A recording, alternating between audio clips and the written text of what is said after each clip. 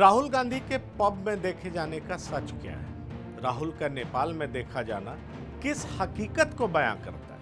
नमस्कार, मैं हूं पंकज कुमार। राजशास्त्र में हम राहुल गांधी से जुड़ी कंट्रोवर्सी की तह तक पहुंचेंगे और बताएंगे कि राहुल गांधी को सवालों के घेरे में लेने का असली औचित्य क्या है। बीजेपी को जब भी कांग्रेस नेता राहुल गांधी पर निशाना साधने का मौका मिलता है, वो इसे जोरदार तरीके से भुनाते हैं। वजह साफ है कि कांग्रेस के प्रमुख नेता को घेर कर बीजेपी उन्हें नॉन सीरियस, इनकैपेबल, गैर जिम्मेदार नेता बताने का कोई मौका नहीं छोड़ती।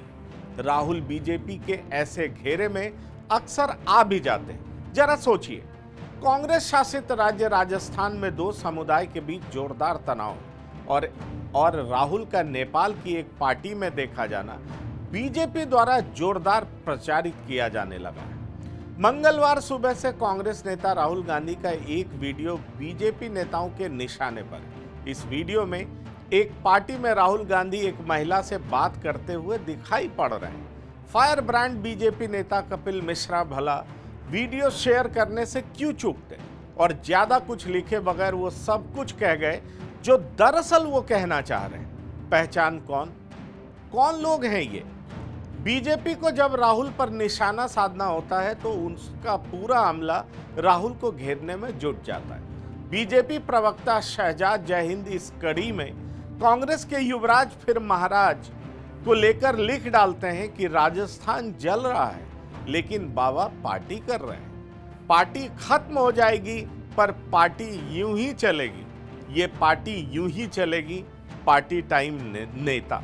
अब जरा सोचिए, पार्टी टाइम नेता जैसे विशेषण का इस्तेमाल कर शहजाद ये साबित करना चाहते हैं कि राहुल बस पार्टी करने में यकीन रखते हैं। राहुल को जनता या फिर सिकुड़ती जा रही कांग्रेस के लिए उनके मन में कोई चिंता नहीं है। राहुल पर अगला पलटवार पूर्वोत्तर के लोकप्रिय युवा नेता और कानून मंत्री किरण रिजिजू ने किया। रिजिजू बातें पूरी भले ना किए हों, लेकिन उन्होंने भी राहुल को गैर जिम्मेदार, जॉय सीकिंग स्वभाव रखने वाला नेता करार देने में कोई कसर नहीं छोड़ी। किरण लिखते हैं, पार्टियां, छुट्टियां, प्लेजर ट्रिप, निजी विदेश यात्राएं अब इस देश के लिए नया नहीं है।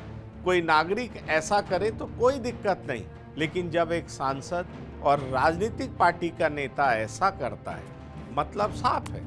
राहुल गांधी के वीडियो पर बीजेपी आईटी सेल के प्रमुख अमित मालवीय समेत कई और लोगों की प्रतिक्रियाएं भी सामने आई। जाहिर है, कांग्रेस के सबसे बड़े नेता राहुल गांधी पर बीजेपी हमले करेगी तो उसका करारा जवाब देने में कांग्रेस के प्रवक्ता मैदान में जरूर उतरेंगे। कांग्रेस नेता रणदीप सुरजेवाला ने प्रतिक्रिया देते हुए कहा, राहुल गांधी मित्र देश नेपाल गए हैं और अपने दोस्त के वैवाहिक कार्यक्रम में शामिल होने गए। राहुल गांधी पीएम मोदी की तरह बिन बुलाए मेहमान के रूप में पाकिस्तान के प्रधानमंत्री के यहाँ केक काटने नहीं गए हैं। ये रणदीप सुरजेवाला का पलटवार है। अब देखिए, हालांकि कांग्रेस के बाहर भी कुछ लोग राहुल गांधी के पार्टी में दिखने पर हो रहे हंगामे को फिजूल का बता रहे हैं। मणिकम टैगोर ने ट्वीट कर लिखा कि संघी राहुल गांधी से इतना क्यों डरते हैं? संघी झूठ क्यों फैला रहे हैं? हम में से हर कोई निजी समारोहों में जाता है। कांग्रेस तीखी प्रतिक्रिया के सहारे राहुल गांधी का बचाव भी कर रही है। रणदीप सुरजेवाला ने पूरे मसले पर प्रतिक्रिया देते हुए कहा कि दोस्तों के साथ उठना बैठना, समारोह में भाग लेना अपराध की श्रेणी में नहीं आता है। हो सकता है कल से गृहस्थ बनना, शादी समारोह में हिस्सा लेना अपराध बन जाए, क्योंकि ये आरएसएस को पसंद नहीं है। तो आप लोग जरूर ट्वीट कर बता दीजिएगा, जिससे कि हम अपना स्टेटस उस तरह से बदल लें। मतलब कटाक्ष आरएसएस पर है। आप समझ लीजिए कैसे रणदीप सुरजेवाला ने प्रतिक्रिया दिया। दरअसल नेपाल की वेबसाइट ने 2 मई को लिखा कि राहुल गांधी अपने एक दोस्त की शादी में शामिल होने नेपाल आए हैं और मैरियट होटल में रुके हुए हैं। इसी वेबसाइट में लिखा गया कि राहुल गांधी 3 लोगों के साथ नेपाल आए हैं। वेबसाइट के मुताबिक राहुल गांधी की दोस्त सुमनिमा उदास, जो कि CNN की पूर्व संवाददाता हैं, और उन्हीं की शादी में शिरकत करने राहुल गांधी नेपाल तक पहुंचे हैं। ये शादी मंगलवार को हो रही है, यानी आज हो रही है, और रिसेप्शन 5 मई को होना है। और इस शादी में राहुल समेत भारतीय कई वीवीआईपी नेपाल पहुंचने वाले हैं। जब राहुल गांधी की नेपाल यात्रा पर बीजेपी की ओर से आलोचना हो रही है, जिस पर राहुल के समर्थकों को सख्त ऐतराज है।